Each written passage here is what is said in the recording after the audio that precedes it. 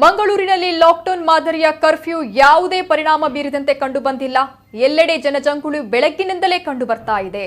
ನಗರದ ಪ್ರಮುಖ ಮಾರುಕಟ್ಟೆಗಳಲ್ಲಿ ಎಂದಿಗಿಂತ ಜನತೆ ಅಧಿಕ ಸಂಖ್ಯೆಯಲ್ಲಿ ಕಂಡುಬರ್ತಾ ಇದ್ದಾರೆ. ವಾಹನಗಳ ಓಡಾಟವೂ ಅಧಿಕ ಸಂಖ್ಯೆಯಲ್ಲಿತ್ತು.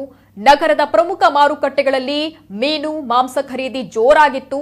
ಇನ್ನು ದಿನ ಬಳಕೆ ಸಾಮಗ್ರಿಗಳನ್ನು ಖರೀದಿಸಲು ಕೂಡ ಜನತೆ ಮುಗಿಬಿದ್ದಿರೋದು ಕಂಡುಬಂದಿದೆ. ನಿನ್ನೆ ಹಾಗೂ ಮೊನ್ನೆ ನಗರದಲ್ಲಿ ಭಾರಿ ಜನತೆಯನ್ನ ಕಂಡು ಮನೆಯಲ್ಲಿ ಕುಳಿತಿರೋರು ಕೂಡ ಇಂದು ಕೊರೋನಾದ ಭಯವೇ ಇಲ್ಲದಂತೆ ಮಾರುಕಟ್ಟೆಗಳಲ್ಲಿ ಅಡ್ಡಾಡ್ತಾ ಇರೋದು ಕಂಡುಬಂದಿದೆ. ಇನ್ನು ವಾಹನಗಳ ಓಡಾಟ ಕೂಡ ಅತ್ಯಧಿಕ ಸಂಖ್ಯೆಯಲ್ಲಿತ್ತು.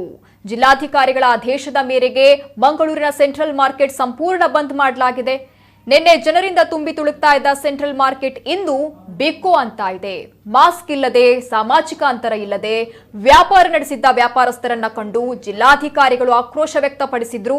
ಹೀಗಾಗಿ ಮತ್ತೆ ಬೈಕಂಪಾಡಿ ಎಪಿಎಂಸಿಯಲ್ಲೇ ರಖಂ ವ್ಯಾಪಾರ ಮಾಡಲು ಆದೇಶ ಹೊರಡಿಸಿದ್ದಾರೆ.